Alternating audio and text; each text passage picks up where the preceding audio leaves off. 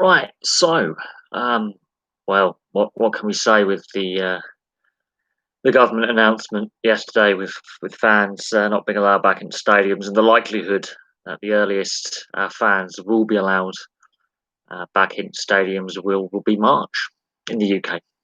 March.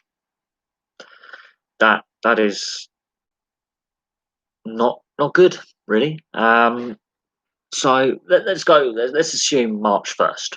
Okay, let's assume it's March 1st at the earliest. Fans are allowed back in. So we'll go for March 1st.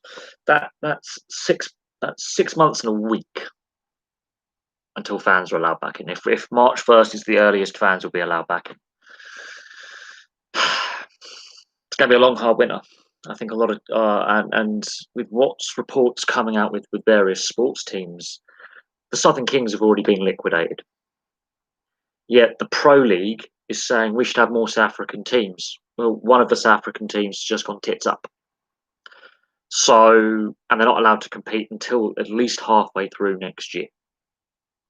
So the Pro League's looking at inviting more South African teams. Super Rugby is broken. Okay, but what I find really interesting, and I'm finding this really interesting, is the UK government said, right, no fans allowed in until March at the earliest. And you compare that with Australia and New Zealand. Now, yes, but the populations are smaller. Okay, fine, but the percentage of people in Australia and New Zealand living in the large urban areas such as Auckland, Sydney, Brisbane, Melbourne, Wellington, is about 70-80% of the populations of Australia and New Zealand live in cities. So then you can make the comparison with they're actually a more urbanised society than we are. They've got fans back in stadiums, and they're already having discussions about increasing capacity of stadiums and allowing more fans in. Well, this is what the Pro Leagues are saying. They're saying, that they should have more. They should expand the Pro 14, well now Pro 13, if Southern Kings have gone, to 16 or 18, and that the South African team should come over. Now, there is a breakdown in the Sanazar grouping with Super Rugby. There is a bit of a breakdown there going forward. The New Zealanders don't want the South African teams, the South African franchises in the Pro League going forward, in the Super Rugby. Traditionally, they were the ones against it anyway. Super Rugby is a format that is unsustainable.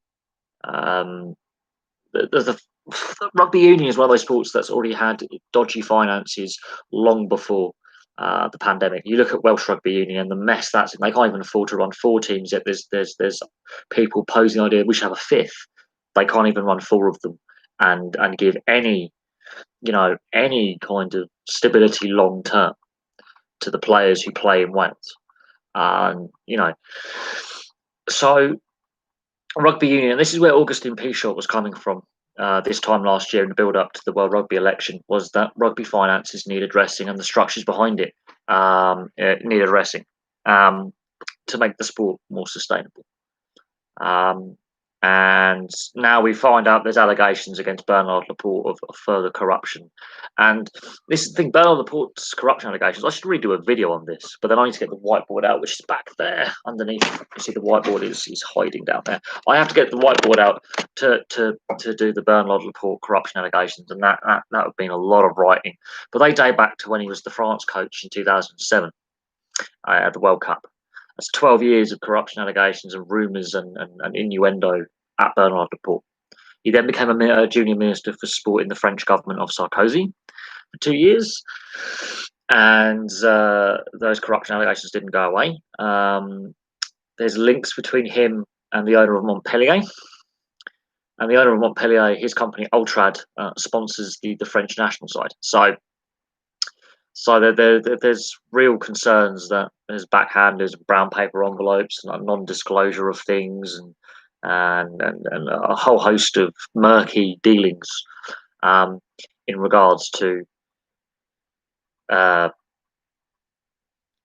corruption allegations. Pichot's ideas, the international calendar would be a bit of a head scratcher, but on the financial side of things, I'm not saying all of Pichot's ideas would have worked. Not at all. There was a lot of flaws with a lot of the things he was proposing. Absolutely, there's no denying that even before COVID, some of his plans were questionable for player welfare and keeping certain costs down. But he did say that there needs to be a change in how rugby union finances work and where the money goes and who gets what. One of the points that I do agree with where he was coming from is player salaries at the top end and working down. And he was right that the top end talent has to take pay cuts in order for the lower paid professionals and the game to grow at a wider base to be sustainable. On that side, on the domestic club side, he's right. On centralised contracts, he is right. And what we are seeing now is rugby unions basically said without fans in attendance, we can get through till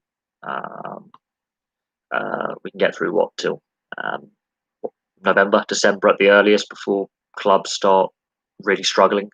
And with no fans, I mean, they're saying they're going to lose, what is it, like 100 million without fans in attendance going forward. On the NRL side of things, yes, they're doing in 2 matches. They're experimenting with some rule variations to do with the 6 again in scrums. So scrums now, if you kick it out on the full, it's just a set restart to the other side. If a player's tackled in a touch, it's a scrum to the opposition. If there's a knock on, it's a scrum to the opposition. But only forwards are allowed to take place in the scrum, which I think actually should be the case anyway. There's a lot of people saying, why is the halfback? Why is the fullback? Why is it outside? Why is one of the centres packing into the scrum? Why is the hooker packing in at lock, for example? It's only in 2 matches though. And they're in matches that don't have an effect on the final top 8 because there's still teams can still move positions in the top 8 when it comes to finals. So these are the dead rubbers that mean nothing really for places 9 to 16. So it's the Brisbane. I think it's Brisbane Broncos, Queensland Cowboys, North Queensland Cowboys. That's one of the matches that they're experimenting these rules in. These rules may not be implemented for another year or 2. These are just experimental to see how it works and to see if that speeds up play and improves the general quality of what we're seeing. I like the 6 again rule. I like the captain's challenge. I think they've worked quite well. It's improved the pace of the game. Interchanges is where they might have to look down and reduce the number of interchanges per game. But it's only in 2 matches, which is weird. The NRL's never done this before. Normally, if there's a rule change, it applies to all 8 matches on a weekend, which we saw in round 3 with the 6 again and 6 again rule being introduced. That was introduced for all matches and for all teams, but it's an experimental rule, experiment. They might not decide to invoke any of these rules they're experimenting with over the weekend. Most successful NRL team. Well, if we're going by grand final appearances and not having titles stripped, Melbourne Storm. If we're going by all time. Currently in the NRL would be the Rabbitohs with the most grand final victories. If we're going for the last decade, it would be the Roosters. And if we're going as success as percentage of matches played, Brisbane. It depends how you quantify the most successful because the NRL's gone through obviously the Super League war in '97, like the mid-90s, and then two rival leagues. And then we've got the New South Wales Rugby League competition, which dates back to 1908. So the most successful team all time for titles, the Rabbitohs, even though they had 2 years out of the competition. The most successful team in the NRL era is the Melbourne Storm, if you include their stripped titles for the salary cap breaches. If you look at the last decade or so, it's the Roosters. And if you look at percentage of matches played, which are wins, the Broncos. But that and again in itself, it's a hard one to say who's the most successful. You could go look at the NRL era, or you could look at all time, or then you look at matches played and percentage of matches won, and then you look at amount of titles won in their history, and you work out how many titles per period of time. You've got the Roosters, the Rabbitohs, the Broncos, and the Storm are the 4 most successful, and then you can just debate which one of those teams is. Do NRL players own more than AFL players? It's about even. The AFL gets higher average attendances at games and has more teams and has a better state league backing up the AFL. You've got players who are coming through all the state and territory leagues who are playing in the AFL. The NRL, apart from New South Wales and Queensland and New Zealand, there are very few players coming from, let's say, from Western Australia. There's a couple from Victoria as well, but there's not many coming from the other state and territory leagues through the youth systems to then get to the NRL level. So the AFL, I think, domestically is more successful, has higher crowds. I think has a better domestic TV deal. The NRL overseas, right? The AFL and the NRL, I think, on ESPN are shown in North America. But I think the NRL obviously has a bigger international audience because rugby league is played in more countries around the world, where there is actually obviously an interest, especially in Europe with the UK and France, obviously with professional teams. Um, yeah, Western Australia to Eastern Australia. I mean, the East Coast with like Queensland and New South Wales and state of Victoria, where 75% of the population of Australia live, is yeah, it's a 6 hour time difference or something to Western Australia or something obscene like that. I mean, Perth is right out there, Darwin's right at the top, Adelaide's in the middle of nowhere, Tasmania's up by itself. Alice Springs is dead set. I mean, there are some massive geographical distances, absolutely. Um, so yeah, Australia itself is just like Canada between Vancouver and Toronto with the differences. I will be split. I mean, I want to go to Canada obviously to see the NHL and go to each NHL arena in Canada and watch the 7 Canadian teams play a home game. And the Stars would have to align for that because obviously the way the fixturing works. But also, I'd like to go to Australia and go to each state and territory. And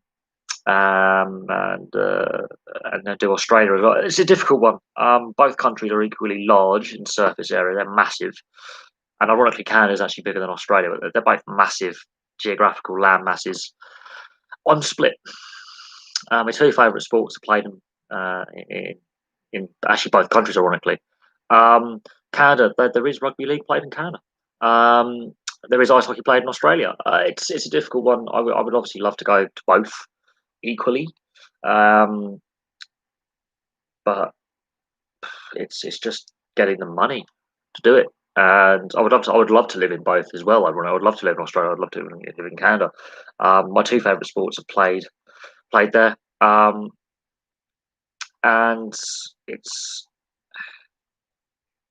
either way. I mean, it will be a once in a lifetime opportunity to have the choice. Right now, I don't have a passport, and I don't quite meet the points entry points to go and live and work in either. I'm a bit shy on both, so that is in itself a bit of a bummer. But at the end of the day, there are some multinational companies that are based here that do go out and have contracts in Australia and Canada. So there is an opportunity at some point because I start my new job next week to obviously have the opportunity eventually, fingers crossed, if all goes well, to end up working in Australia or Canada and going out there to live. But I would say, yeah, the ice hockey, 70% of people have played ice hockey in Canada. I think that's the general consensus. I think in Australia, because all the sports at school level get a pretty even kind of go at it, it's a more sports mad country. So AFL, rugby league are the two most popular. Rugby union is seen as the posh boys sport. Cricket is a national obsession. Um, but you have to look at it on a basis that yes, the East Coast in Australia does seem to get the majority of the sports teams and the sports money. Of course, I mean, yeah, well, rugby league is the dominant code on the East Coast. AFL, state of Victoria, and so Melbourne. Sydney is the heartbed of rugby league. Melbourne's the heartbed of AFL, so Aussie rules over there. And then I think the AFL's won the domestic battle. It's got more teams. It's played in every state. There's possibly an idea, possible plans to put a team in Tasmania full time. The Northern Territory, they do have a good state territory league, so a good regional league that does provide a lot of players to the AFL.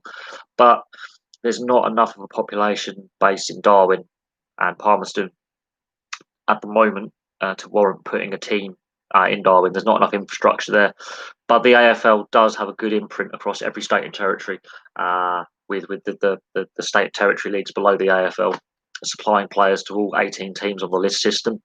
So they have a very solid second tier competition across Australia with the regional leagues. The NRL, the issue with the NRL is it's too East Coast centric. They have tried going to Perth and Adelaide. They just haven't been very, very successful there. Both, there's a reason why there aren't teams in Perth and Adelaide now. There are plans for expansion. I mean, the Redcliffe Dolphins are proposing to be the 17th NRL team, but then you would have to have an 18th team to even out the competition. So again, there's proposals on the table to expand the NRL, but again, it's still on the East Coast in Queensland. They're playing safe with their expansion. I mean, they could put a team in Perth, they could put a team in Adelaide. They could even be brave and go, let's put a team in Tasmania because it's only just across the Bass Strait from Victoria and New South Wales. So travel's a bit less, but it's what it is. Yes, the A-League is quite popular. It's growing in popularity, but again, there's issues with finance. The A-League doesn't have great financial stability, and a lot of sports in Australia, for the sports mad nation that it is, the Olympics in Sydney in 2000 didn't bring the economic benefits it should have. The Olympic legacy that we always talk about with any Olympic Games in the country. You look at 2012 in the UK, in London, and a friend of mine lives near the Dorney Reach rowing lake, which was the Olympic rowing venue. And a lot of the athletes did do a lot of training in and around Maidenhead and Windsor. So on Bray Lake and stuff, they did a lot of their sailing training and stuff like that in the build-up to the Olympics. They used them as training bases. The Olympic legacy hasn't really been felt because the redevelopment of areas in the Thames Valley, which I live, is still taking place now. That should have been done by 2012. There were plans put in as soon as we got the Olympic, given the Olympic 2005, that areas that would be impacted by the Olympics positively will get all this redevelopment. So towns in the M4 corridor from Reading through to Slough, the redevelopment is still happening. It didn't happen in time for 2012. It was happening after 2012.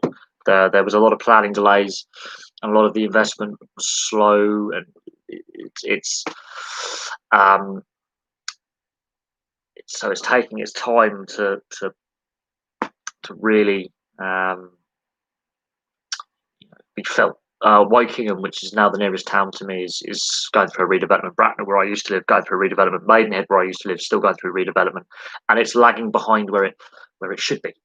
I mean, we were told when we got the Olympics that we would get all this investment, and it actually was behind schedule. Will China or USA get the most medals in Japan next year? That's if we have an Olympics next year. There's already talk that the NBA will not allow its players to go to the Olympics next year. We don't know what's going to happen. There's a lot of question marks. I've been asked about the Rugby League World Cup. Will that take place next year as planned? Next year is next year. That's 12 months away. The Olympics is 10, 11 months away. The Euro 2021, obviously delayed by a year. We don't know what's going to happen next year with international competitions. I mean, with no fans in stadiums until March in the UK, at least. I mean, God knows what's going to happen. But we've got to get through we've got to get through winter here. And that is a big concern, that we've got to get through a very, very tough period, and things aren't looking good on a sporting front. We don't know how many sports teams are going to go bust. Looking at the situation, and with no fans being allowed in, even the Premier League is going, yeah, we need fans in attendance. We're losing money. And it does beg the question, right? When we're having the debate about ticket prices and the FA Cup and fan numbers dwindling at the FA Cup, and how fans were starting to stay away from games, and there was debate about ticket prices being too high, and then the Premier League survey was done, and they said, half the Premier League could let you in for free, half the Premier League could let you in for £10, and they could still sustain their level of spending. And this was about 4 years ago. And we were told that ticket prices are too high, and the clubs could let us in for free. That's the statement we were told, and the surveys done. Oh yeah, clearly the clubs were cooking the books and not being fully truthful in their financial situation, because what we've seen is no fans in attendance. Even the big Premier League clubs are like, we're not doing so well.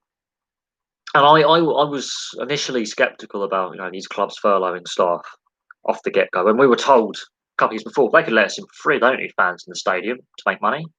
And then without fans in the stadium, they're not making money. It shows how reckless they've been financially and how weak the governance has been. And weak governance leads to really poor financial decision making. Just look at the stock market crash in 2008. That was weak governance and weak regulation, allowing the financial companies to, misappropriate funds, you know, mishandle the cash.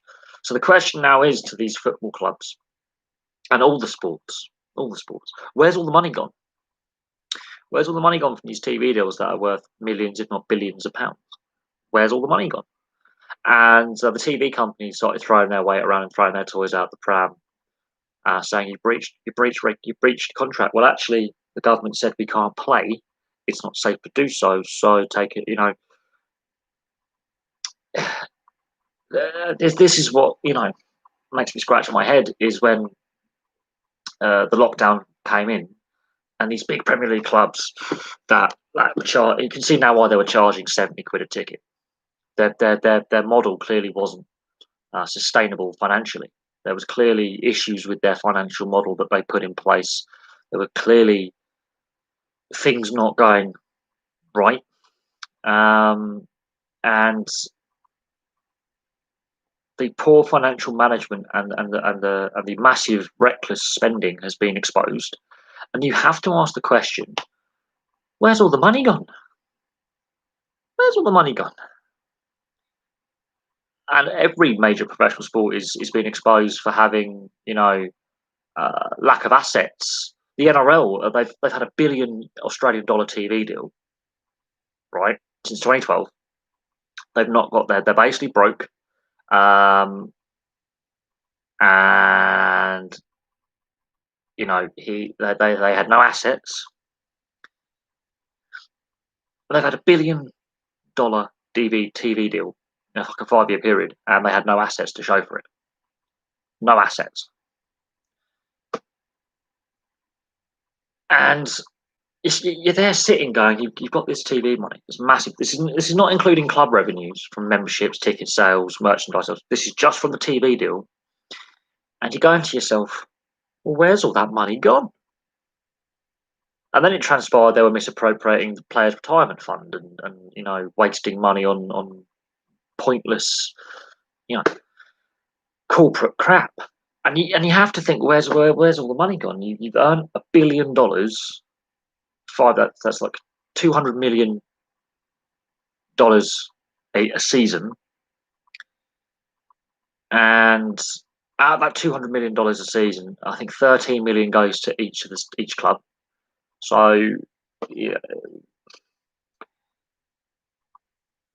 they've still lost money somewhere. Something's gone horribly. They would still have a surplus left cash. So where's all that money gone?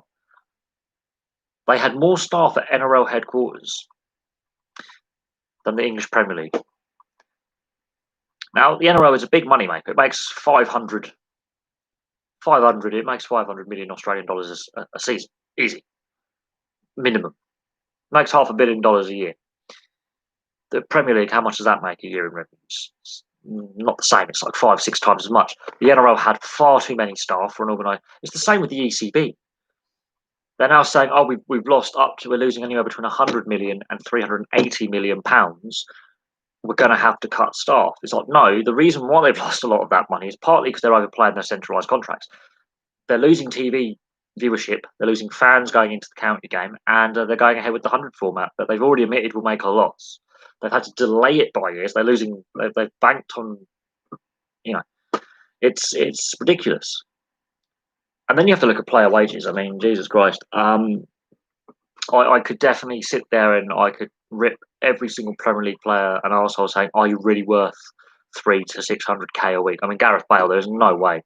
I mean, if you're paid that much, I worked out the mathematics on it. I worked out the maths on Gareth Bale's wages. So Tottenham playing half, Real Madrid playing half. I worked out that it would take me 30 years before tax on the wage that I was on at my last job to earn what he earns in a week. 30 years, and then you tax that by still won't earn the amount of money he earns in a week. And that for me is just how out of touch football is, how overpaid they are. I look at the the average salary for a professional player the year I was born, the season I was born, which was 89-90. So I was born midway through the 89-90 season. The average salary then was, I think it was a year, remember this, I think it was about 65 to 70,000 pounds a year. Remember that. So 70 grand a year. The average player is earning that in a week. So there you go. A yearly salary is now a weekly salary for a player. And that's where it's wrong. The wage inflation is completely wrong. And even back in the 80s and the 90s, they were getting paid, the top flight were getting paid way more than the average salary for the average worker. But in real terms, that's not sustainable. Come on. wage growth inflation hasn't gone up that much. That is obscene. And we're not even getting on to like the NBA and the NFL who are on like stupid contracts per year. Like, we're not even on that level of the top end talent. And I understand professional sportsmen, their careers can be sadly very, very short.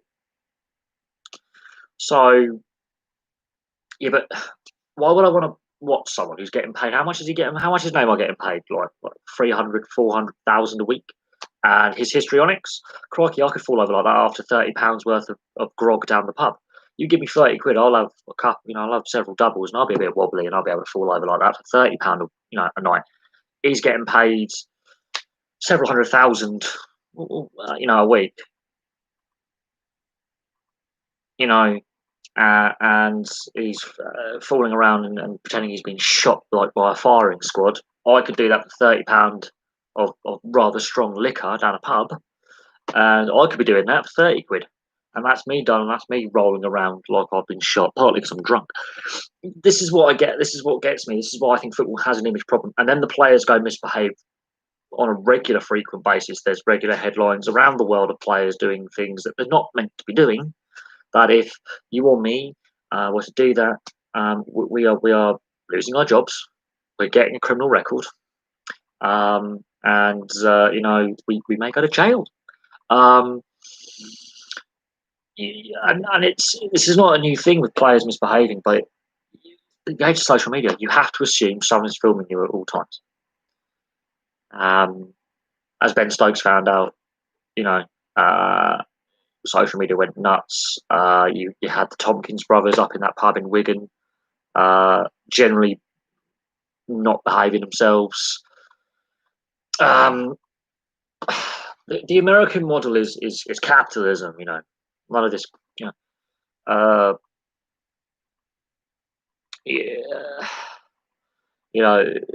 American wage model, they celebrate wealth, but a lot of these guys were paid stupidly massive contracts. Then the media cast guys them as flops when they're injured or they're busts. It's like, well, the teams are willing to pay them.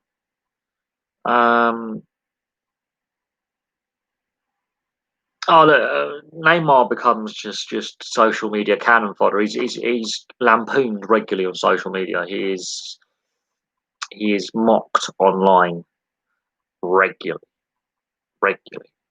mocked online. And what doesn't help some of these football players on their high wages is when they get done for tax evasion. Now, tax avoidance is legal. Tax evasion is illegal. And we've seen a high spate of players, especially in Spain, getting prosecuted for tax evasion, which carries a prison sentence. If it's your second offence, if it's your first offence, you can just pay a fine and it goes away. But even so, these are meant to be these are the same players who are saying, they're wearing these political slogans on their shirts right now, the Black Lives Matter movement and all that. And the NHS love the NHS. It's like, well, if you paid your taxes and didn't avoid them or evade them, you wouldn't have to thank the NHS and give them a clap because you're paying your tax. So that doesn't go down well with fans. The hypocrisy of some of these preaching overpaid prima donnas, and then you have to look at some of their antics. And when they're like, I was thinking about this very topic, walking back from the shops earlier. I went to my shopping. I was walking back, and when they're like going, and doing these social justice warriors. I mean, they spend more time on their social media accounts, on their Instagrams and their Twitters and their Facebooks and their YouTubes and their TikToks than actually doing the job they're paid to do. I think that it doesn't help when they're paid a lot very, very young, and they're offered big money very, very young. I mean, how many 18, 19-year-olds do you know who are earning 10 grand a week? Most 18, 19, 20-year-olds that I know are lucky to earn 10 grand a year. I mean, when I was, I think 18, 19, I was earning, I earned about 6.5 grand that year working, plus being a full-time student. So I didn't have a lot of money. And there were comparable people my age, you know, earning what I earned in a year and a week. I always say this: it's a privilege, not a right, to be a professional sportsman. That privilege can be taken away very, very quickly. And as we've seen, so many of them get up to no good away from the game, that it damages their on-field abilities to help their team. And it doesn't matter if it's football or if it's well, this is. I think the clubs have realised that they're losing the PR battle. The fans online are getting rather annoyed, not because they're racist. It's because they want to see sport as not political, apolitical. You want to have sport, no politics in sport, right? You want to be an escape from your worries. And I think the clubs have realised that when fans are allowed back in, they're going to face a reaction. And the players haven't helped the situation.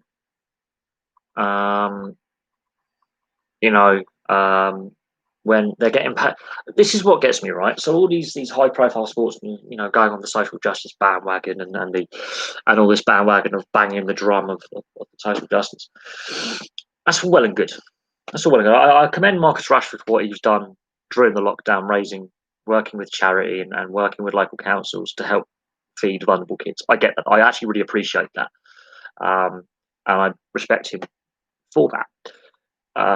But not a lot of other players were joining him in that cause, looking after the vulnerable kids who actually see these guys as role models. Doesn't matter the colour of their skin, their religious background. These young kids, they see these football players and sports stars as their role models. And he was going out into the community where he was brought up and realised there is a problem with child poverty. There is a problem with kids going hungry. There is a problem with, the wealth gap. He was well off. He donated a lot of his own wages into that programme. And then he got other people in the local community who were better off to donate. And then it went viral. And then it got bigger and bigger and bigger. And then it involved, putting pressure on the politicians to do something about, kids going hungry. And I commend him for that. And he involved locals, including local businessmen and women, and those in the local community where he was brought up, to look out for their fellow citizen. He didn't kneel on a pitch and throw his toys out the pram on social media. He just saw something that was wrong, and he raised like 20 million in like a month, partly through his local community, but then it went national, and then it went international. He raised 20 million pounds in like a better part of I think April, and made sure these kids were fed, and then it went national, and then it put pressure on Parliament and then the governing party, the Conservative Party, to keep feeding these vulnerable kids with the free school meals, because they were going to axe them when kids weren't at school. And he donated a lot of his wages to that. Juan Mata, another player who does a lot with his charity program that he's set up, and he's stunned by how few players are signing up for it. It disgusts him. Again, he goes into his pocket on each match day fee he earns, or whatever, out of his bonus and out of his base salary. He donates per week. I think it's like 5-6 grand a week. He sets aside for this charitable foundation he's set up, and he's actually stunned how few players are actually donating to it, or managers in the game. They don't get the recognition I think they deserve. But what gets me is when you've got these rather privileged individuals who are demanding more money each contract. They're not asking for less money; they're demanding more money. And I go for the Danny Rose example, but we'll go for Gareth Bale because he's on 600 grand a week. Now, while I'm not a big fan of Danny Rose and some of his antics, I think it's what he says, not not what he's saying, it's how he says it. But when he was like, I want 100, I want a pay rise. And each employee is under his contract, he's allowed to negotiate his next contract salary, right?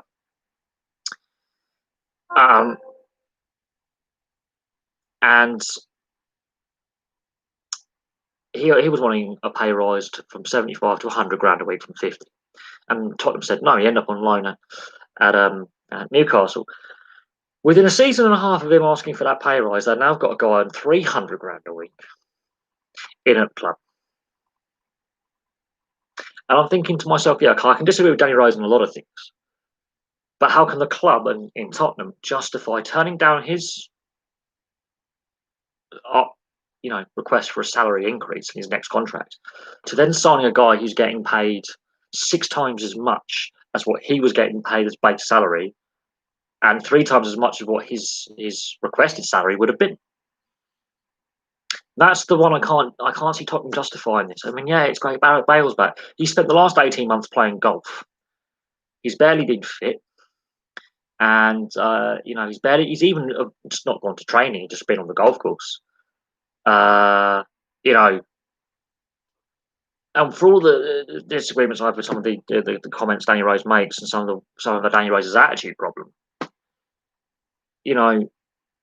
there is a bit of hypocrisy from Tottenham Hotspur and Daniel Levy. They've got to justify signing this Welsh twat, because he's a twat. Because if you're getting paid and then you're disrespecting your employer by not putting the effort in, not trying to keep fit, not trying to learn the, if you're told, oh, you got to work abroad for 5 years, okay, 5-6 years, if you're working in a multinational company, let's say you're working for, I don't know, Ford, it's a big car company, they've got car plants all over the world. Fujitsu, they've got offices all over the world. My mum works for them. They've got offices in Germany, and you're told, right, we want to have you in our office or our factory plant in this country. We're going to, help you settle in, but we'll also, try and help you with the basic language and the basic customs. Yes, English is spoken widely, but it might help you settle in. If you pick a bit of the lingo, we'll help put you on a language course. And then you just flat out go, I don't want to do that. And you don't try and ingratiate yourself and then go out and see the culture and work with your native colleagues. It's not going to look good, regardless of how good you are at your job. And yes, Bale, there's no doubting his abilities. It's his mindset.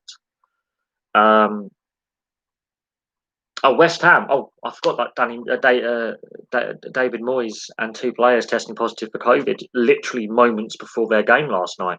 So now we've got Gundogan testing positive, 2 other players at West Ham, I forget the names of them, but it's West Ham, not important, and a manager. That's 4 positive tests in 2 days in our Premier League clubs. So then the integrity of the competition, now you've got a manager testing positive and 3 players in 2 days. And this is moments before they play their match.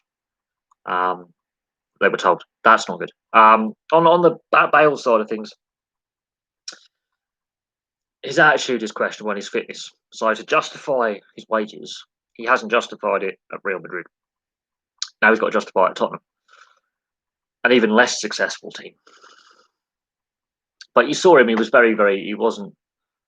He's clearly a divisive character in that dressing room. When you look at Tottenham and with Mourinho, when Mourinho's in charge of a dressing room, it can get very divisive and very, very, cliquey. It can split.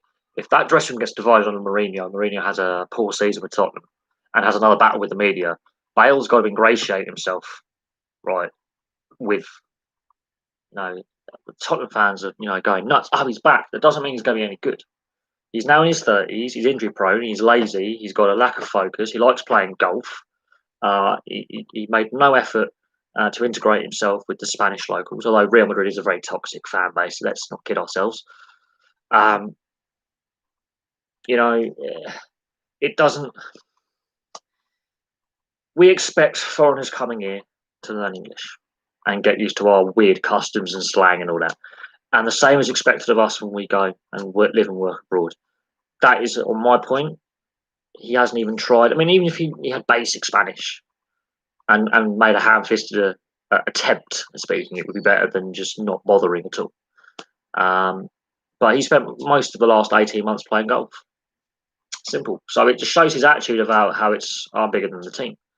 Now he's gone to Tottenham, a very unsuccessful club, but I'm going to say that with love because Tottenham fans, got this $1 billion stadium, £1 billion stadium that looks like a toilet bowl. No main sponsors for the naming rights for the stadium. Arsenal have the worst league season in 30 years. Still win two trophies. Tottenham can't. Like Tottenham have come up short so many seasons. They've had 30 players signed to replace Bale. He's the 31st.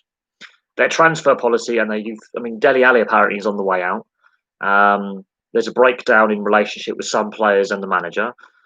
The Pochettino era came up short every season. They just weren't good enough. There's a lack of winning mentality, and it's a team effort. And looking at how that team plays, I mean, I think Mourinho is the right guy to be the manager. That's the debate. I'm not a fan of how Mourinho's style of football, and he doesn't ingratiate himself with the media, with his battles with the media. I think heaps even more pressure on an underperforming team.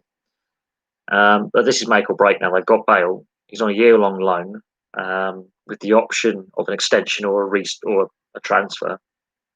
Obviously, Real Madrid want to make some money back on it. But I can't see how Tottenham can justify it when they were a club that did furlough staff and didn't cut player wages. So I don't know. But I think clearly Bale was divisive in that Real Madrid dressing room. I was a divided dressing room while he was there.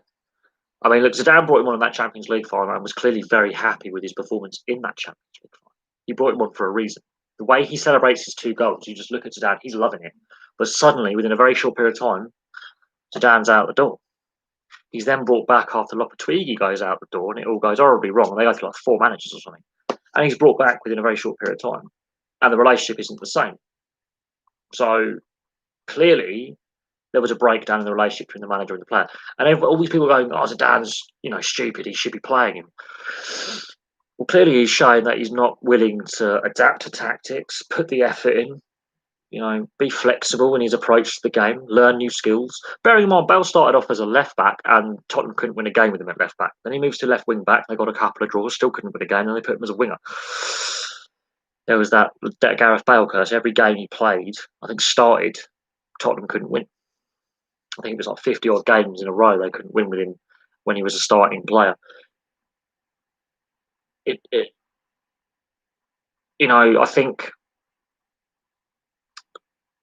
he's got a massive wage bill he has to justify.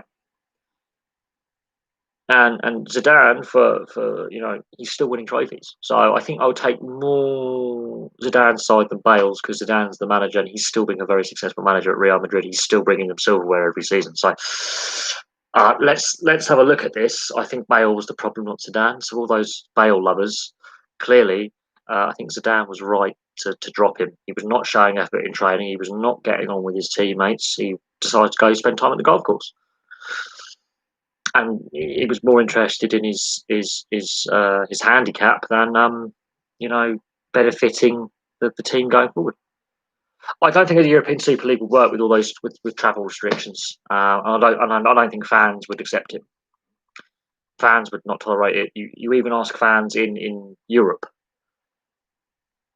their view on a European Super League, and they're not in favour of it either.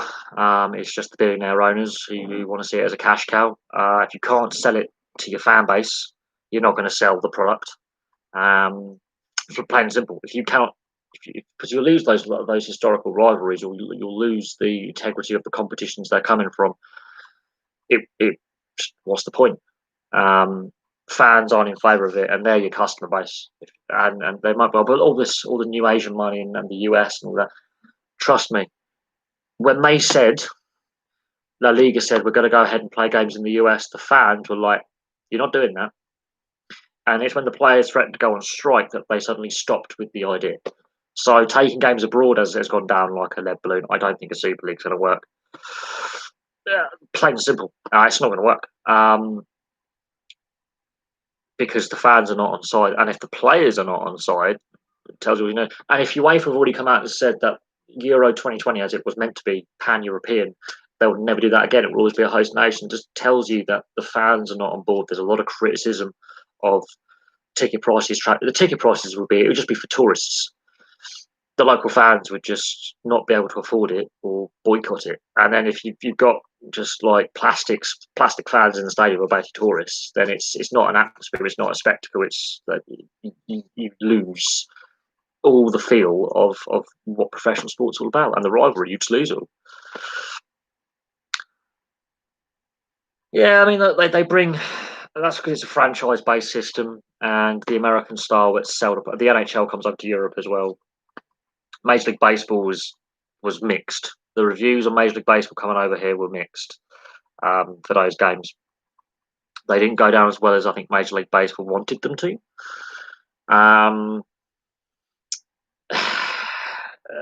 There was a very, I wouldn't say muted reaction, but mixed reaction to Major League Baseball's series last year. Very, very mixed. What was it the year before?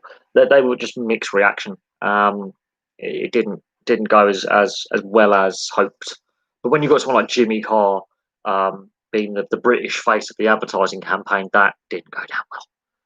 They could have chosen a completely different comedian or personality, TV personality or celebrity to be the endorser of the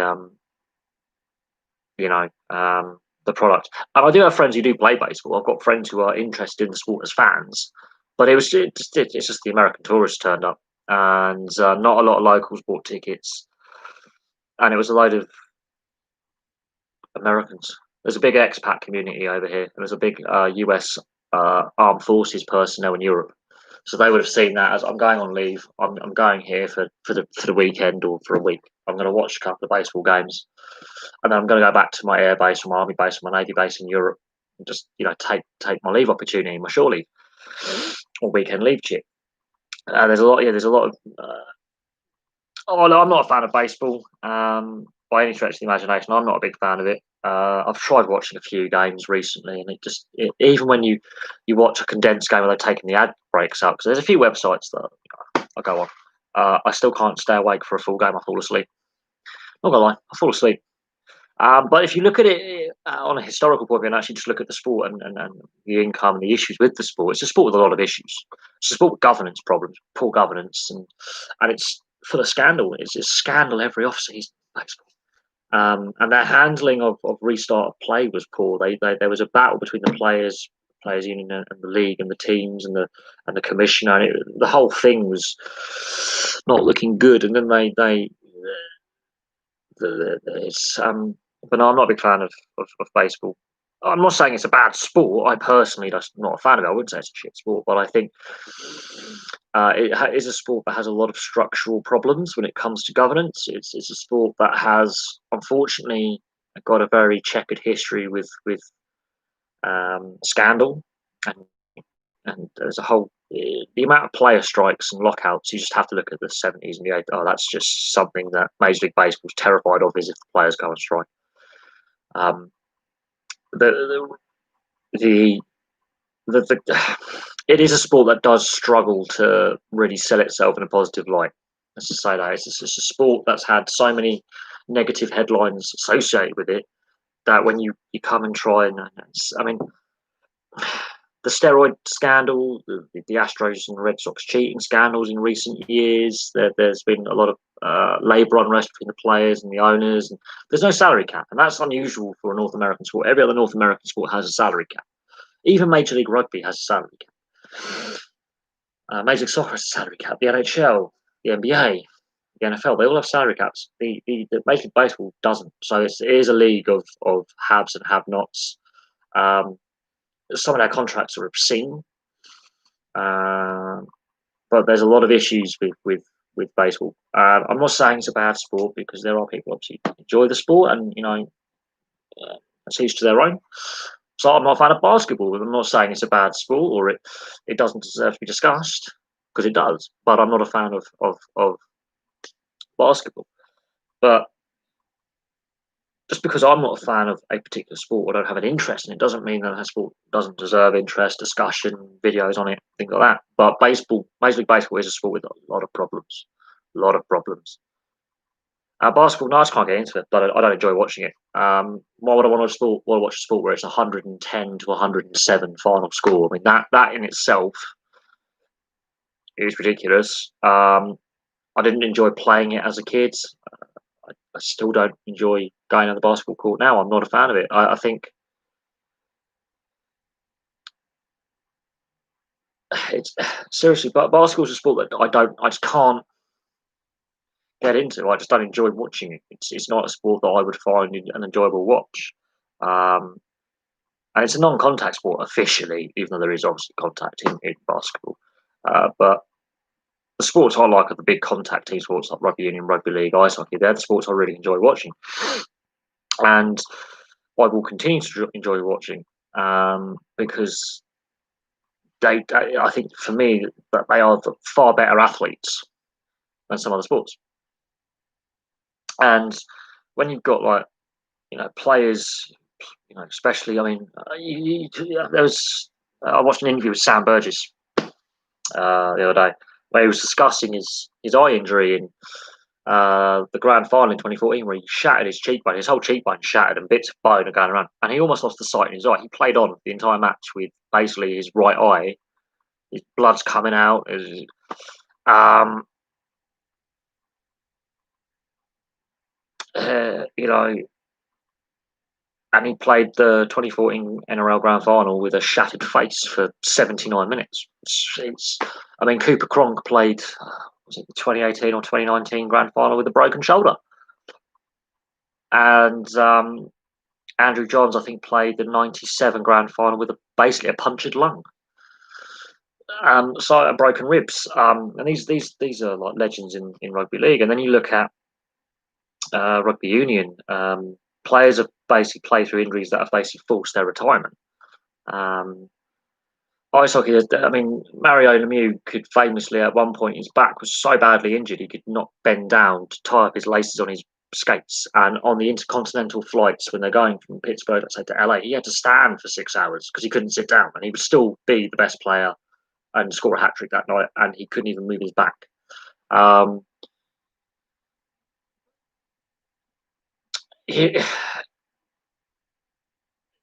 So I have a lot more respect for these guys who basically play when if you're in a normal job you would be on sick leave for 6 months. They're going through and they're delaying operations on their knees and I mean it's Freddie Flintoff. I mean I will give respect for him. He basically played the 2009 Ashes on one leg.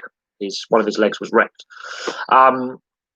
Last minute, what do I think's better? Last minute winner in football or buzzer beater in basketball? Oh, football, because even though I've got my issues with football right now and how it's governed and the diving and certain aspects of the sport, when you've got a full stadium, 40, 50, 60, 70, 80,000 plus, the atmosphere in there is much better than a basketball arena with only 20,000 people in it.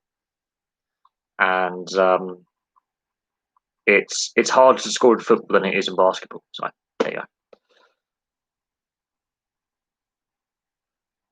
Yeah, dislocated fingers. Wow.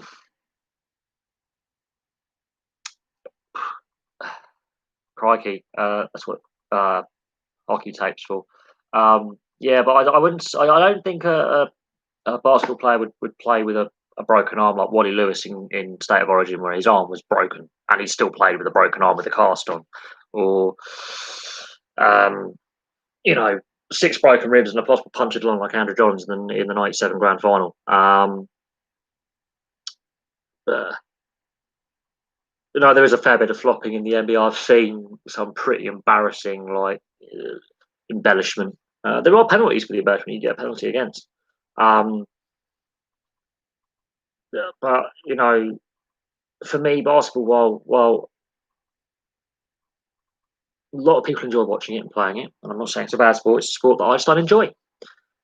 And I've watched it. I just can't get into it. I don't really. I just can't. Get into a sport where you can't flatten your opposition player. I'm sorry, I prefer sports where you can actually, I prefer contact sports, team contact sports. For me, I enjoy far more than others. that doesn't. That's not to say it's a sport that isn't enjoyable and good healthy activity. It's a sport that I can't enjoy. But you know, it's a personal preference. I mean, crikey, I enjoy cricket, but I don't enjoy baseball. So I don't mind watching the golf, but unfortunately, golf has disappeared off free to air TV, and there's a big debate about its viewing figures now on paid subscription TV are plummeting, and fans aren't happy with it.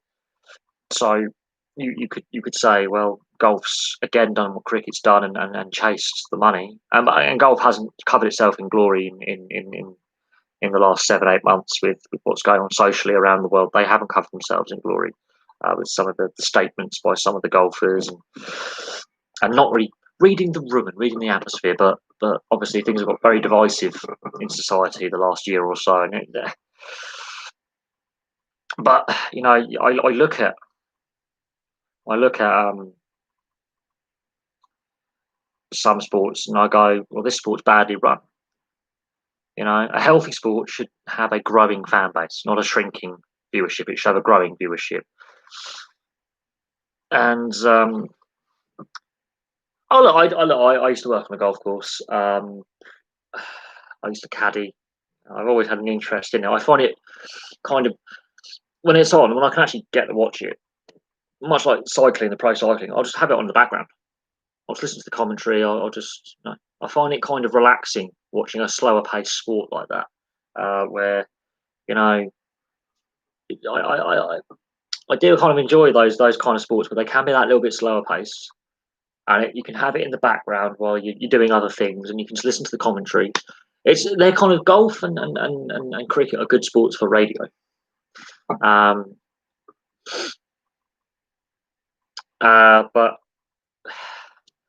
no, I don't mind golf, but I do think it's a sport that has damaged its reputation with some of the antics of some of the golfers, but also the TV deals it has in place. I don't think benefit. I think it harms rather than benefits the sport. It is seen as an elitist sport because of the pay-per-view subscription kind of TV deals it has. It's lost a lot of the casual fans that you need to then attract to make full-time fans. And it's lost a lot of fans because it's got on high pay. Well, people just go, oh, why should I pay for this? And it is seen as a very very upper class sport, much like cricket, which I think is a misnomer because a lot of cricketers do go through state schools and amateur clubs and all that. But again, some sports have a stereotype as being elitist. It doesn't help, but I wouldn't say golf is an elitist sport. It's just seen as elitist. Now, I worked at a golf course, and I can tell you some of the golfers that were playing were very, very gobby and very, very not posh.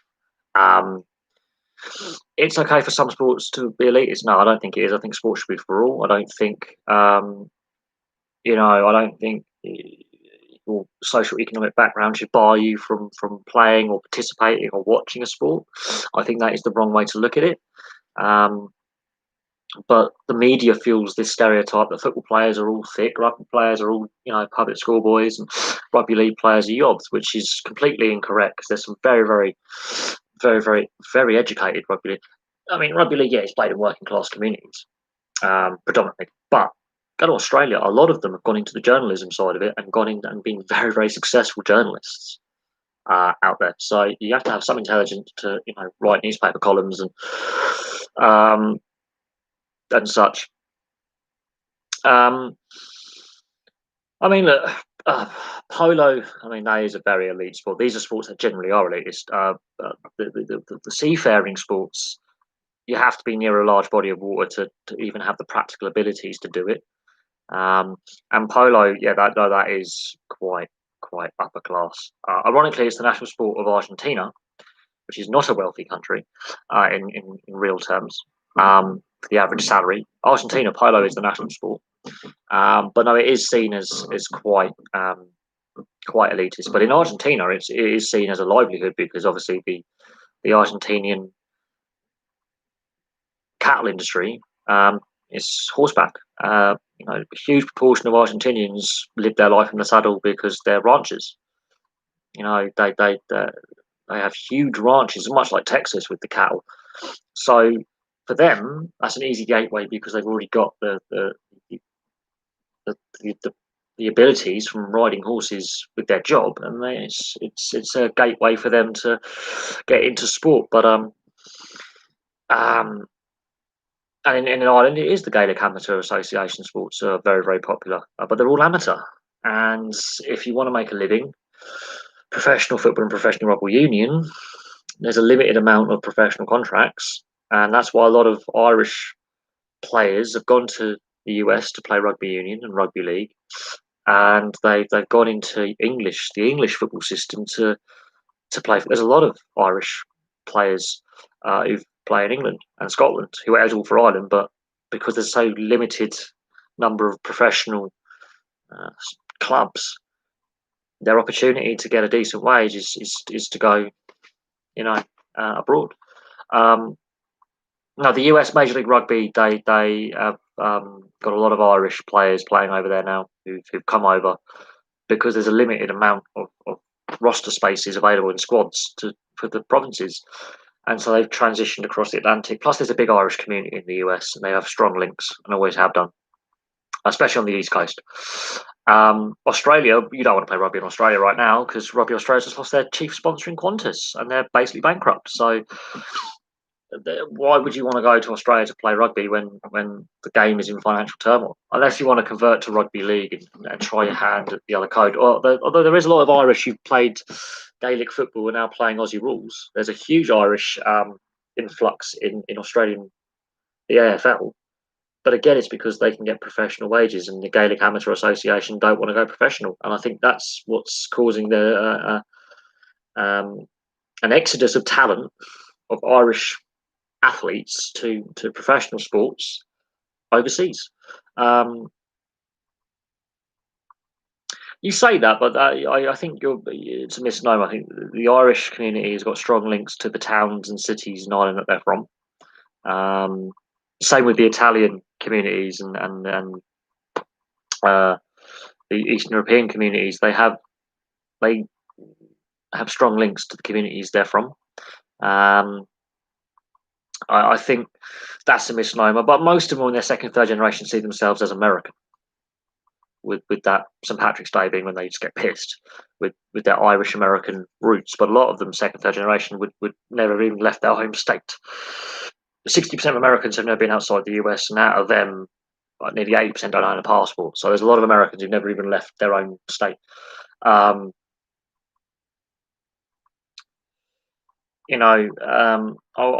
think that's the problem. You have this American dream, which is flawed, by the way. But once you're second, third generation, unless you have relatives who still obviously live in the motherland, as they would call it, the old country, and you regularly come over and visit, then you don't have that connection. But then again, I've never been to the US, and I have no intention to go into the US ever.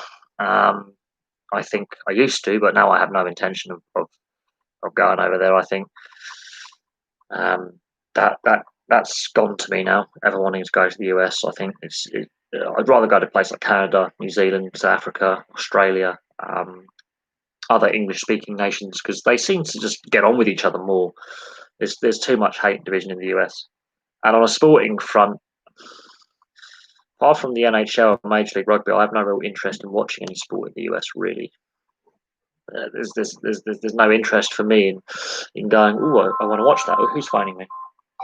Who's phoning me? Oh, I've got to take this.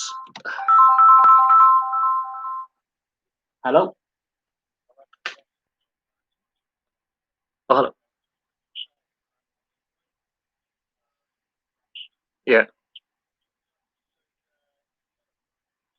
Uh, well, for the next couple of days, it's not really financially worth it.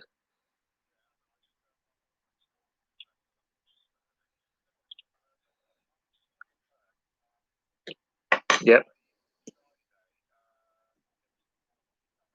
On Friday.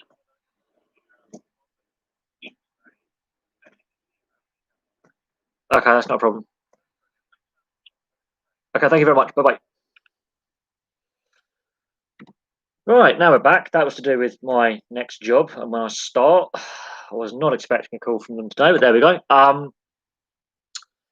I think on a sporting standpoint, if we can go away from origins of where people are from, um, what is interesting with North American sports, especially, is they are very stereotyped with their fan base, and each sport is making an attempt. Oh yeah, no, I did mute my mic. Ah, that's brilliant. So I mute my mic, but you still hear all that. With the North American sports, and you look at their fan bases, yeah, they are very stereotyped. So ice hockey is predominantly white, even though Snoop Dogg's probably the most famous NHL fan right now. He's black, but it's seen as a white man sport, and mostly northern US, eastern seaboard, and Canada, which is not necessarily the case because Texas has got the most professional ice hockey teams in North America. But again, the media stereotype is they don't support hockey in the South, which is a lie, because if Texas has got the most professional ice hockey teams in all of North America, just in Texas, because you not only got the NHL, you've got the ECHL, the AHL, the SPHL.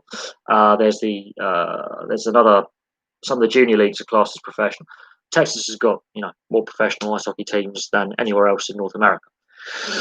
Major League Rugby, they've announced that they're coming back next season.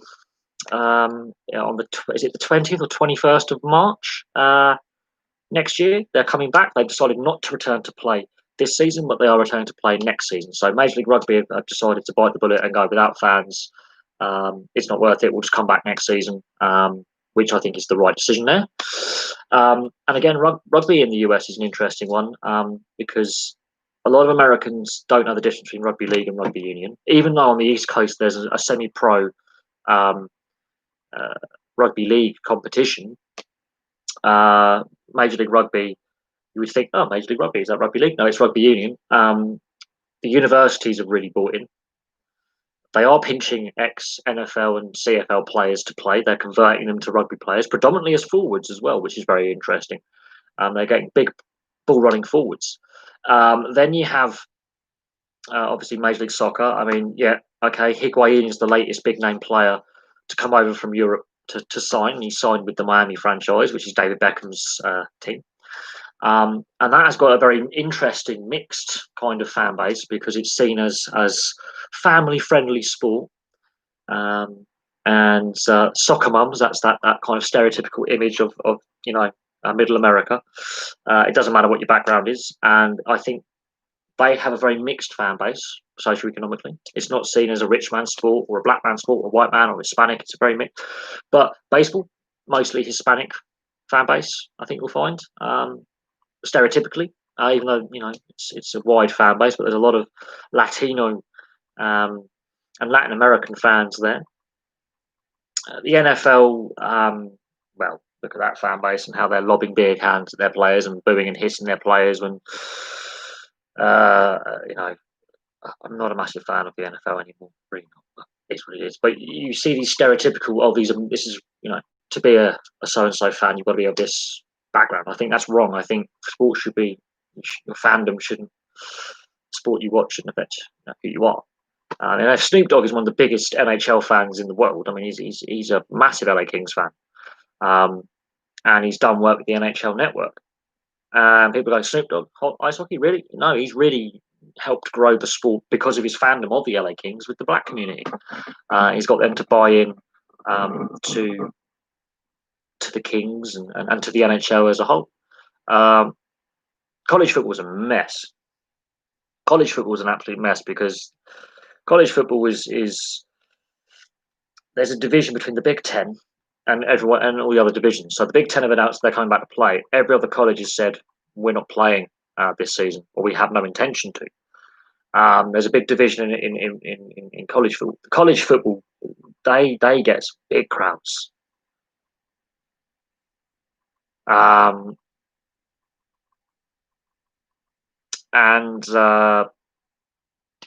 it's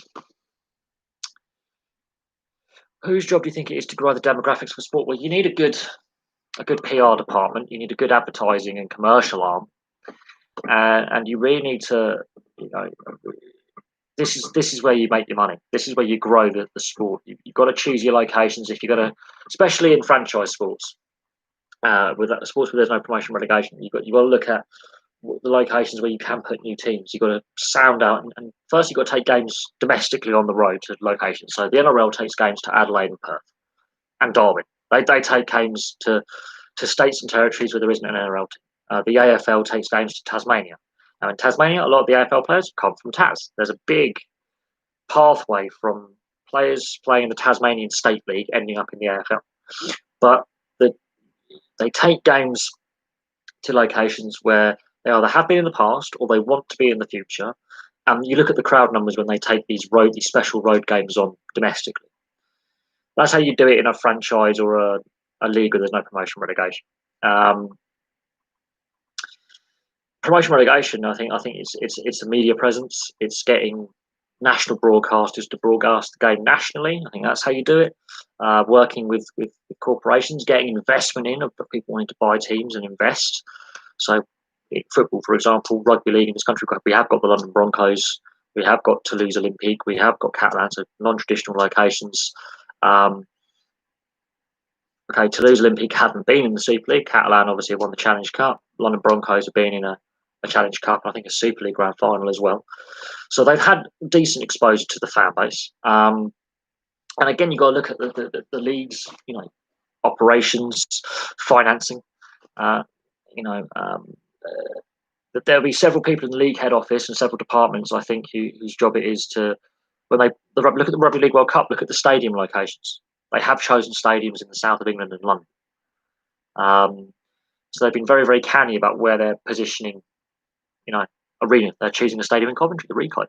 So they've looked at non-traditional or smaller market share wanting to grow the game and taking it to the non-traditional locations. That's important. I felt the 2013 World Cup was a really good World Cup, rugby league. Really good World Cup. I think they really, did well with packing stadiums and getting fans there. I think,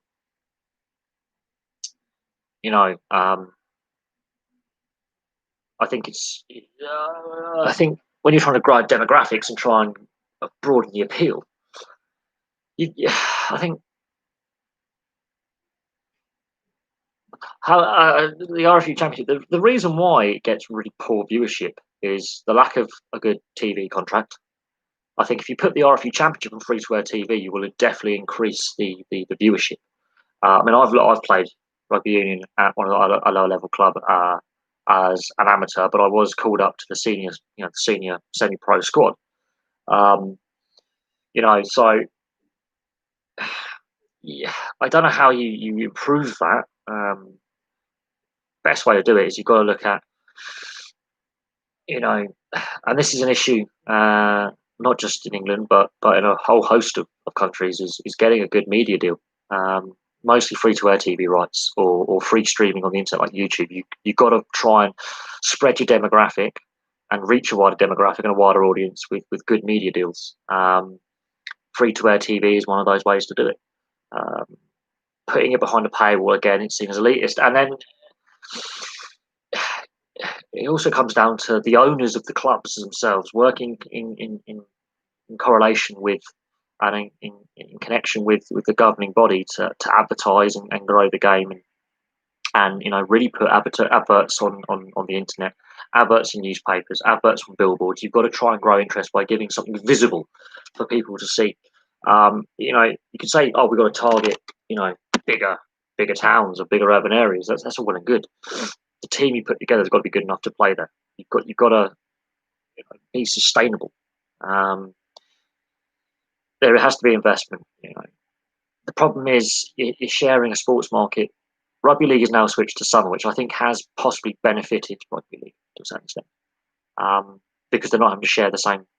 I think if rugby union, rugby league clubs were to go dual code, where you would have the league club in the summer, the union club in the winter, 24/7, you could reach a wider fan base and make both work in harmony with their separate sports, but they share the same facilities. And I think you would find better growth for both.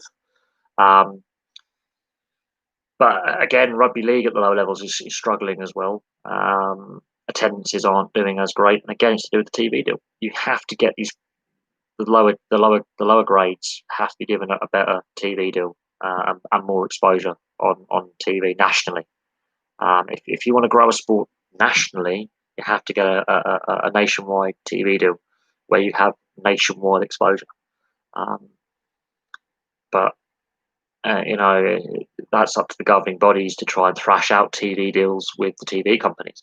And what we've seen is the power, even now, the power that Sky and BT hold over professional sport. They can just turn the taps off and it kills the sport. I don't think most towns are only big enough to support one team. I mean, I think that's a misnomer. What I do think is the problem is, as we've seen with professional football and as we've seen with professional rugby union, is the TV deal is skewed to the top, doesn't adequately support the lower levels. There's a lack of investment in the lower levels. Infrastructure isn't there. The TV deals are broken.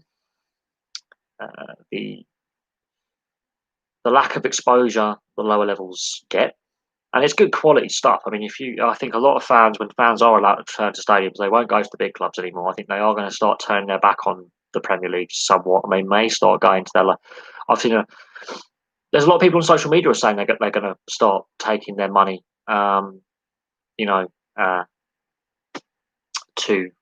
to another sport or lower league clubs and support sport in their communities elsewhere, because they are getting frustrated with how the direction football and rugby union is taking at the top level, and they're more willing to take their hard-earned cash to another club or another team or another sport. The issue is when you've got, rugby union is like with Bath, Gloucester, and Worcester being basically one club towns. Gloucester and Worcester, I think, they do have professional, well, and semi-professional football clubs there, I think, but I think they are rugby union hotbeds. There's no denying that. Exeter, I think, does well with its football club and its rugby club sharing two professional teams in a city that size. I mean, Bristol's got three professional teams with two football clubs and a rugby club, and does quite well with that kind of level of fan base. I think it is interesting. I mean, I think the problem is obviously player wages at the top end, TV deals not being great, chasing the corporate sponsorship. I think with the ever increasing demand of player wages going up, which I can't see being sustainable in the short to medium term with what we've seen, I think there's going to have to be a correction. And this is the argument of having salary caps, because League One and League Two are arguing this. And now with no fans in attendance, we could see League One and League Two clubs and the national non-league disappear. We could see lower levels of football completely disappear. Whether that actually improves football long term and makes it more sustainable or not, I don't know. But if you start taking 2/3 of the professional clubs in this country out of the league structure, it doesn't make the sport sustainable. How are you going to develop players? How are players going to, develop? Because and then those players that are in academies in the top level teams, not every player at Liverpool's academy or Chelsea's academy is going to play Chelsea or Liverpool or Man United or whoever it is. They're going to have clubs to play for. And if there's less employment opportunities, again, it harms the development of players going forward and means the sport is worse off. So I don't know what's going to happen. Football, rugby union, rugby league are all entering really uncertain futures. Although rugby league season's not going to take place over winter. So rugby league, I think, is cushioned somewhat by being a summer league now and a summer sport. But rugby union and football are going to a very dark 6 months where, without fans being in attendance, that is really concerning. Really concerning about the future of both sports at the lower levels. British ice hockey is entering a very uncertain future with no fans being allowed. You might as well just say, right, well, you've just killed the sport. Now, that is a winter sport. That is almost totally reliant on gate receipts. TV deal is not worth jack um, in real terms, which is a shame because it's a brilliant sport. I think it does deserve a better media presence, both in the Elite League and the National League. I think it does deserve a better media presence, and it used to. It used to have a decent TV deal 20 odd years ago. Then Sky just turned the tap off, and then the BBC turned the tap off, and it just basically bankrupted the sport, and it had to start again. Um, so, in that regard, who knows? But big questions have to be asked about the long-term future of professional sport in this country. And I keep using the Australian example. They've managed to get their sports restarted, fans back into stadiums, and they're already discussing about increasing capacity. And part of that is to do with strong leadership in the sports governments, but also that part of that is to do with strong government leadership. That's the only political thing I'm going to mention there. But they managed to get things restarted, had less time shut down, had more positive discussions with state and regional and local governments in order to get plans in place for player bubbles and host venues and and get re-going again. We could learn a lot from Australia and New Zealand about getting sport restarted. A hell of a lot. We are seriously lagging behind in a whole range of aspects. Partly because the government's incompetent, but that's as political as I'll get today. I think there needs to be much stronger sports governance leadership. There needs to be stronger governance right now in the various sports. We have had weak governance in a variety of sports for a very, very long time. And the weak governance, then it becomes a culture. So when players commit indiscretions, they're not getting punished adequately. Comes from weak governance, weak leadership culture. And that infests itself through a sport. When you have really tough, strong leadership, it does create an effect going through where going, okay, we better not misbehave. We better behave ourselves. So you've got to look at some of the governance and the direction certain sports are taking. And some sports are really lacking in strong leadership, which has also led to this. If they had acted with stronger leadership and worked stronger with government in a more positive, constructive manner, we might have actually protected a lot of sports from the disaster that they're facing. But unfortunately, no, there's no fans in stadiums, which is going to kill British ice hockey almost stone dead. So that means most teams will just mothball for a year and come back next year. They might play little mini summer tournaments. But rugby union and football especially, those lower levels of sport are going to be decimated because they're already saying that we're going to go bust. The RFU and the Welsh and Scottish unions are basically going to have to go cap in hand to the governments, be it regional, like devolved, or national, and go give us money. The RFL's already had one emergency loan. They're going to be. I think rugby league is going to get away with the worst of the winter because it's now a summer league. So not having fans in attendance won't necessarily harm rugby league as much, and they're going to be somewhat protected. But they're already in dire financial straits, and the game at the lower levels is also at risk of ceasing to exist. So your the four biggest team sports in this country are all facing really dark financial futures, and unless the government steps in with some kind of plan of action, it's not looking good. Especially as we are hosts of some Euro 2021 matches, including the semi-finals and final, and the Rugby League World Cup next year. They need to start waking up and having some real positive discussions rather than these. I mean, the National League only found out this morning via social media that there were no crowds in attendance from that the plan to introduce crowds may be March. They have been told nothing. So the non-league's been told. I was reading statements on social media and on the BBC that clubs only found out today that the delay in plans one thing. They said, okay, we accept no fans in stadiums in October. Fine. They weren't told anything. They were finding out on social media about the decision the government took to delay the introduction of fans into stadiums. That shows the complete lack of communication with the FA and the government, and then the FA to the clubs. I mean, there's the whole thing is a fucking shambles. I don't know what sport's going to look like coming out of this crisis, but it's not going to be the same. And if and when we do get out of this crisis, professional sport's going to have to look at itself and go, we're going to have to look at how much we're paying our top end talent, and we're going to have a wage adjustment accordingly, because it's not sustainable.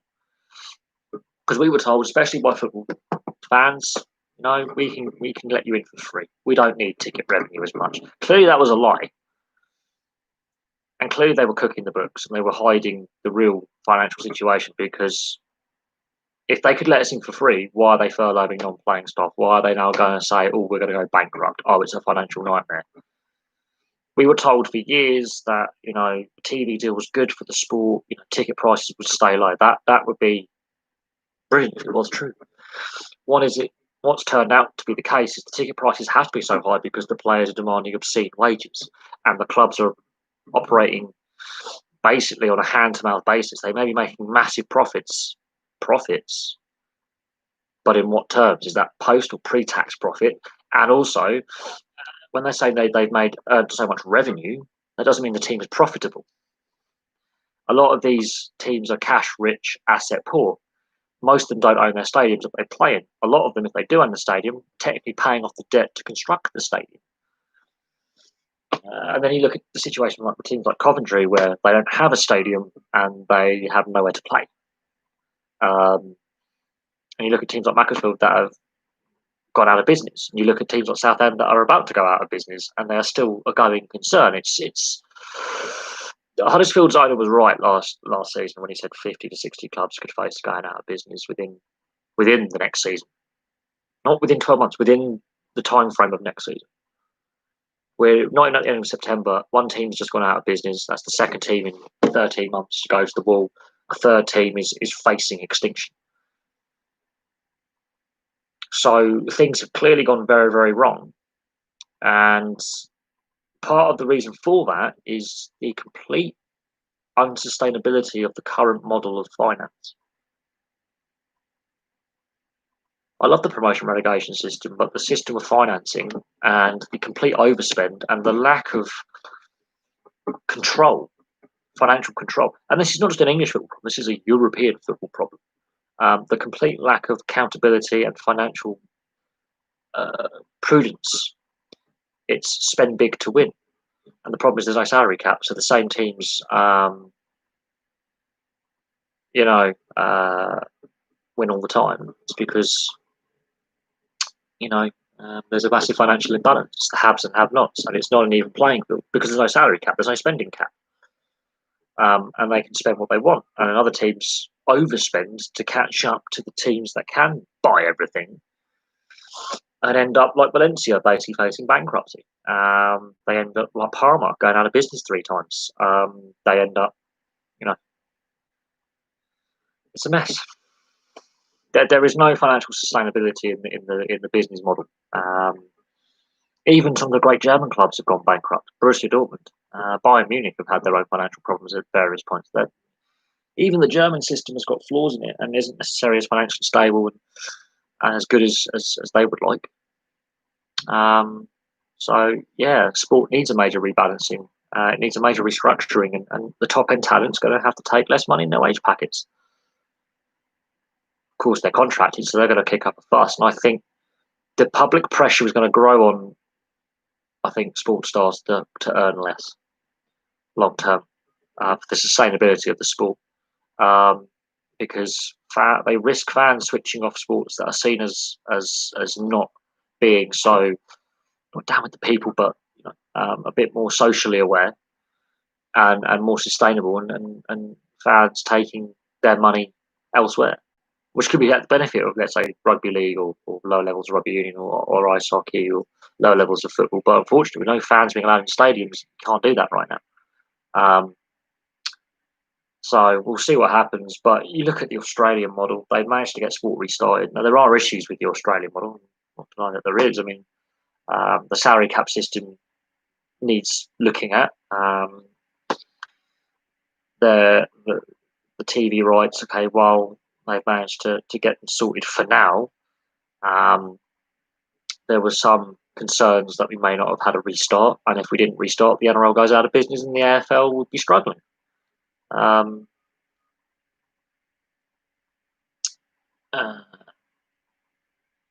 I think there are still issues, obviously. I mean, and then we look at the NRL integrity unit and discipline. You know, when players, go towards the facing suspensions, match review committee. Oh God, some of the suspensions they hand out make no sense. So there's definitely got to be there are certain things that the AFL and NRL need to do better.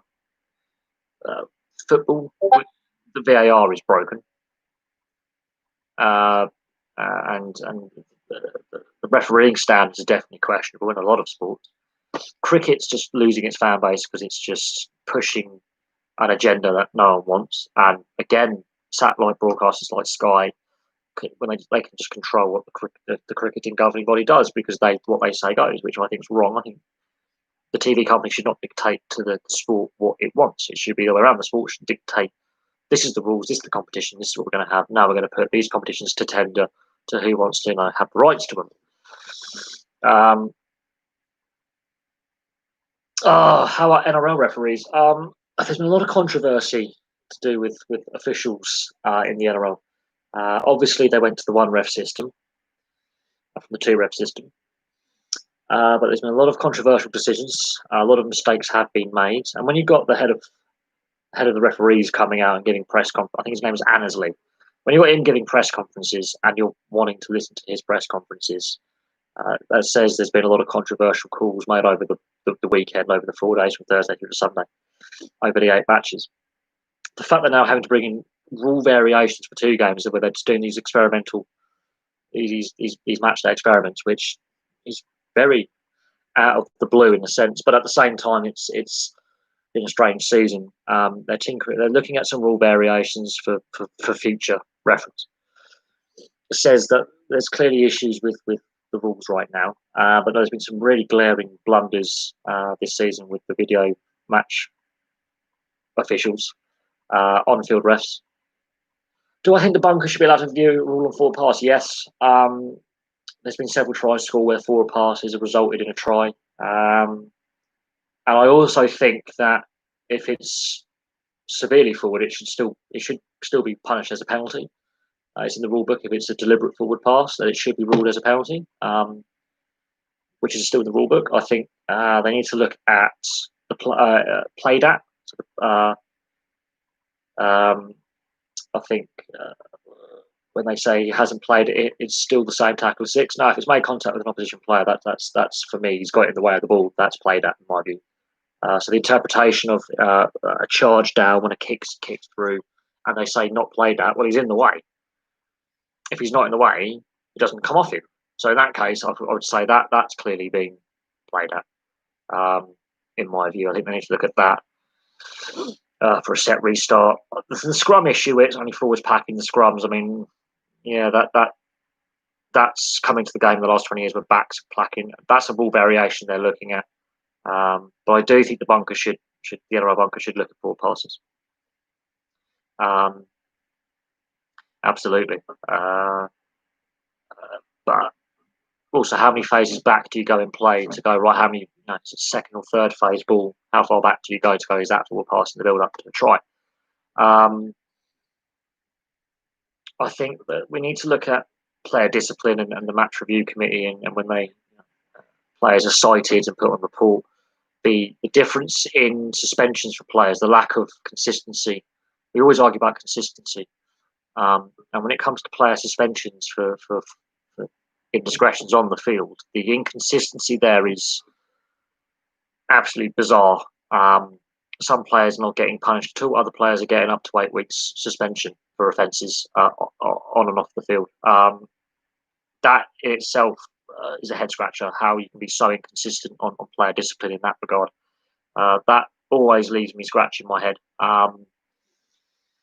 So consistency and discipline, and suspensions when players are brought before the match review committee.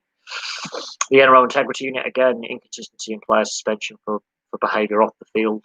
No consistency there either. So the NRL needs to look at some things in improving going forward and improving consistency in decision making. That's been an irk of many commentators of the game, so the media and fans, for a long time, is the lack of consistency and glaring errors on with refereeing decisions. But it's not just the NRL refs that are under pressure. We've seen discussions concerning,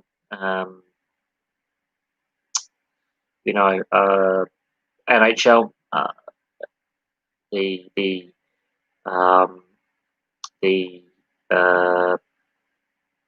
NHL officials. We've seen discussions surrounding rugby union, football, Premier League, the VAR. I mean, the amount of pressure that match day officials is put under, I think, is sometimes unfair. I think I'll check my email here. There's loads of stuff coming in. I think that then there needs to be a fair discussion about how much support the on-field officials get. The amount of crap they get in the media. The media has a part to play in supporting match officials in getting the decisions right. It's a difficult one because I think some players and match officials get really a lot of crap in the media, which I think is unjustified. Especially the referees and video refs. I mean, they've got a hard job. It's a very lonely job at times, and they regularly get hammered in the media when mistakes made. I mean, they are human. There's a thing called human error. No system is foolproof. There's going to be flaws in every system. But you can look at the governing bodies as well for not giving necessarily the support that they need to the various officials, and that's a difficult one. But refereeing standards, I do think, have not improved. I think they have taken a backward step in several sports. They've taken a backward step, which is a shame. I think, I mean,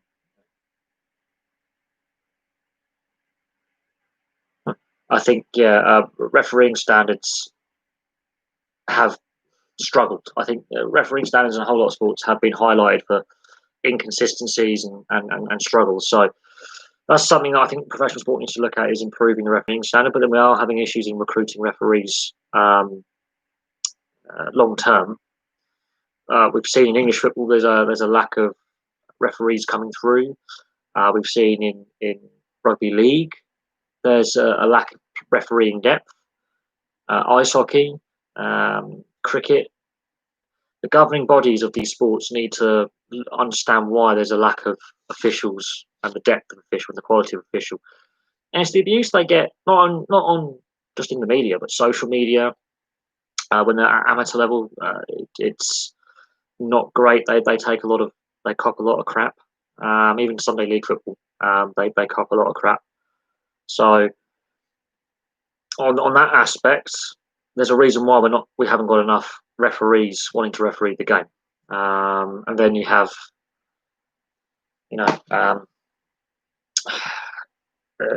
when referees at professional level, a lot of them decide, I'm jacking it in. I've had enough. I'm not taking this anymore.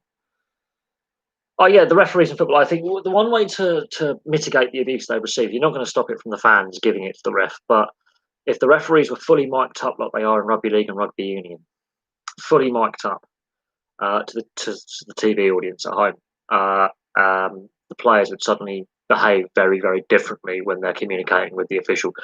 Just watch an NRL game, watch a rugby union game, or a Super League game if you're watching rugby league. The referee's fully mic'd up. You can hear the referee through your TVs. Trust me. There's a level of respect there. When a player does talk out of turn and give it a bit too much back chat, trust me, penalty, next 10 minutes down the field, you're going in the sin bin. Happened the other week with Josh Maguire, North Queensland Cowboy forward. He really gave um, a load of abuse to the match day official, and he was sent to the sin bin, and it cost his team. His team lost the game, and they conceded a lot of points while he was off the field. The penalty was moved 10 metres further down the field, and he was off. He was off. Cost his team a penalty, and he cost himself 10 minutes in the sin bin, and cost his team the game. Quite frankly, in my opinion. And so when the play, I mean, Dylan Hartley, when he called Wayne Barnes an effing cheat, he got a lengthy suspension. I think he got 6 or 8 weeks suspension for that, and he was sent from the field. So, yeah, referees do cop a bit of back chat in rugby league and rugby union, but when they do, they normally give the team captains a warning, and then if it happens again, they're off, and they're done. Hockey refs, a lot of them are ex-players as well, at various levels. They've played the game at some kind of level, so they know what the players are going to be discussing with them. And Henry Perinara is an ex-league player. He's playing the NRL. He's now a referee. He may not be the best. He's made a few mistakes this season, but I think he's a pretty decent referee because he's coming from a player's standpoint as well. So he understands why the players are getting frustrated, and he can sort of have a better communication with the players because he's been in their shoes complaining to the referee. And so I think he knows how to deal with the players a little bit better. There is a drive to get more ex-players into officiating. An umpire, it's just a word. They're still the ones, dictating the rules on the field.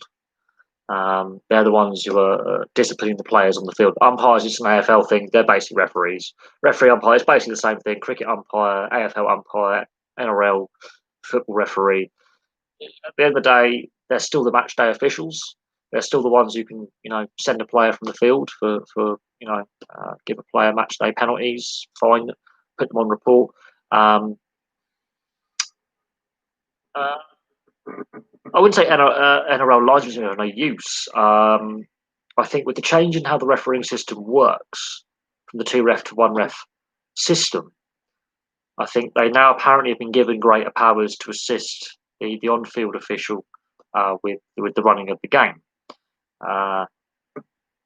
But they have made a lot of mistakes. The last couple of weeks they've been under the spotlight with missed calls and poor calls and incorrect calls. And there is a discussion about refereeing standards, and the head of referees is giving press conferences. So there needs to be a review into refereeing standards and improving them. But we'll have to see how that goes and what goes on with that. Yeah, I know Wolves keep signing Portuguese players. There has to be a limit on the amount of overseas players in the squad. I think there has to be a minimum of 7 English players in a squad or something.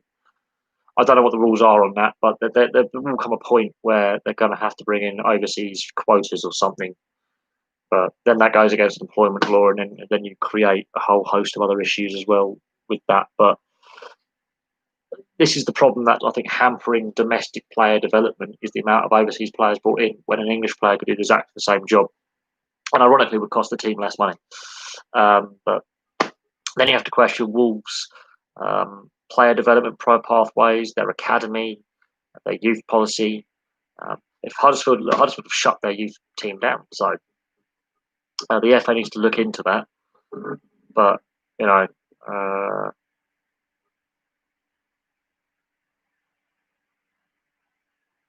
right, okay. I'm not a gym monkey, so I don't care.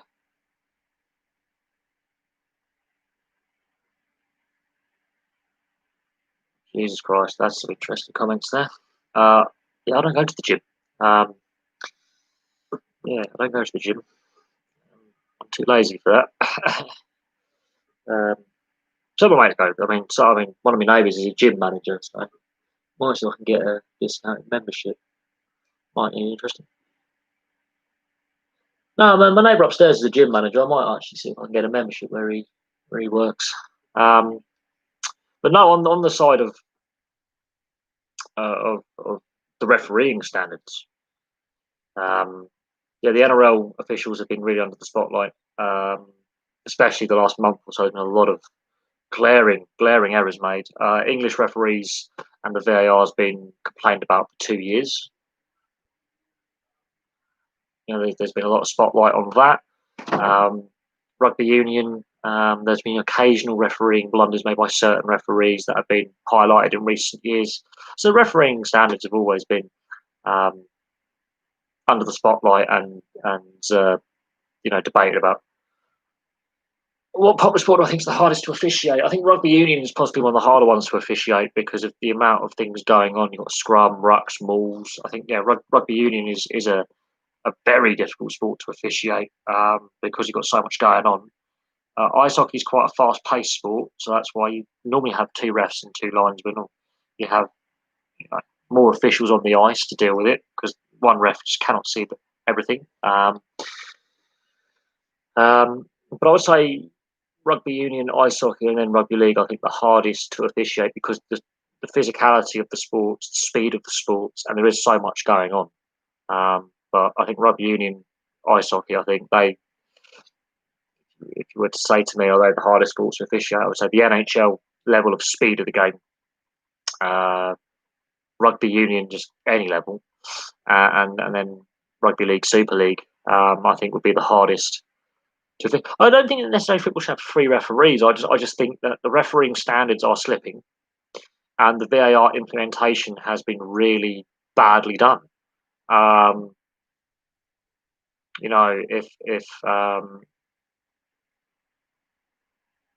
If they'd gone with what 2018 the World Cup had shown us, they had a good solid foundation to build upon going forward, and then they took backward steps and they started changing rules and rewording rules, and they haven't got it right, and they were doing experimental nothing.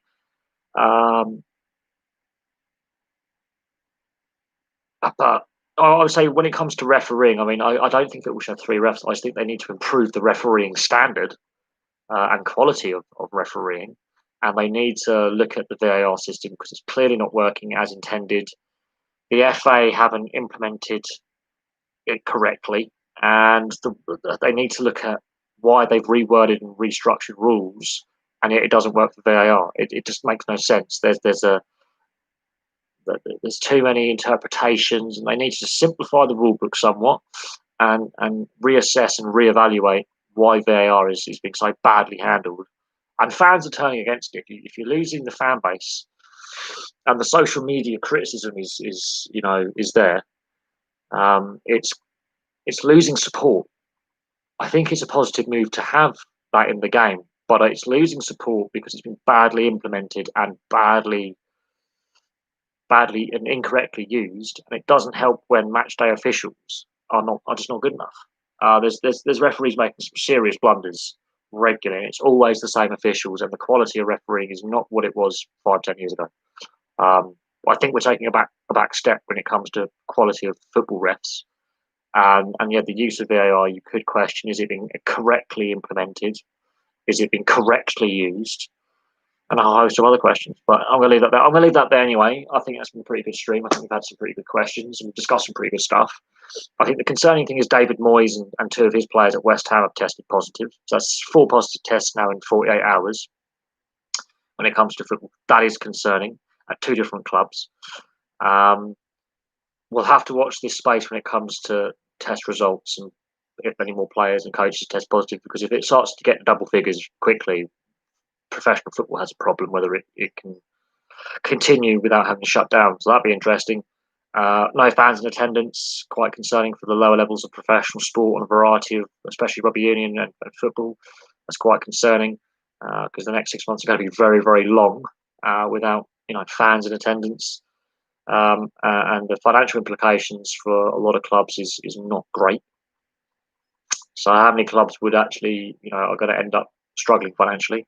Because the EFL and the Premier League and FA, they need to seriously look about the situation, and they have the money in the game to make sure no clubs go bust, but it's not being distributed evenly. And some of the comments online are just ridiculous and stupid. But professional football, professional rugby union is in a bit of a mess, and the lower levels of the game do risk going under. at professional level. So, and rugby league is and ice hockey are just, you know, one crisis away from complete bankruptcy. So we'll see what happens long term. But for now, thank you very much for watching. Thanks for all the questions, and I'll have some more videos for you very, very soon.